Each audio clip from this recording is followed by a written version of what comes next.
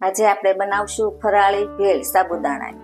તો આપણે હવે સૌપ્રથમ પહેલા કડાઈમાં તેલ મૂકી દીધું છે। તો 2-3 ચમચી આપણે તેલ લઈ લીધું છે। તો આપણે સૌપ્રથમ પહેલા બટેટા નાખશું। બટેટા આપણે બાફી અને ઝીણા ઝીણા કાપી લીધા છે અને આપણે થોડી વાર સાતવશું કેમ કે બફાઈ ગયેલા જ છે। હવે આપણે નાખશું મરચાં। હવે આપણે નાખશું સાબુદાણા। સાબુદાણા આપણે 2-3 કલાક પલાળી લીધેલા હતા।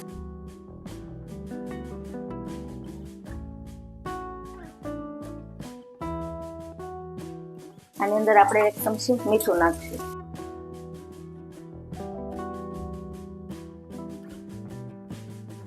આની અંદર આપણે 1 લીંબુ નીસવશું।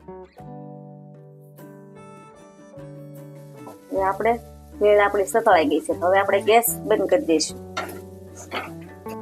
આપણે થોડુંક લાલ મરચું નાખશું।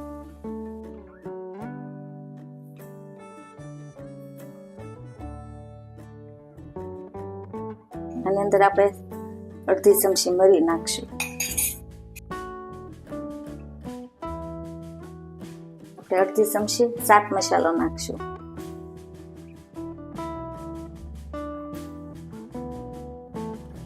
આપણે 1 ચમચી સાકર દળીને લીધેલી હતી તે આપણે નાખશું। આપણે હવે કોથમીર નાખી દઈશું। આપણે શિંગદાણા શેકી લીધા હતા, શેકી તૈયાર કરી લીધા હતા।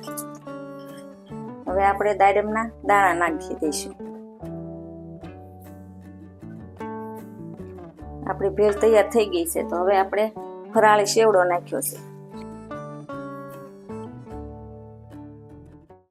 જુઓ, આપણી ફરાળી ભેળ બનીને તૈયાર થઈ ગઈ છે। જો કોઈને આ વિડીયો ગમે તો લાઈક કરજો, શેર કરજો અને કોમેન્ટ કરજો। તો આ ભેળ આપણે કોઈ પણ વ્રત રહ્યા હોય ત્યારે બનાવીને ખાઈ શકીએ છીએ।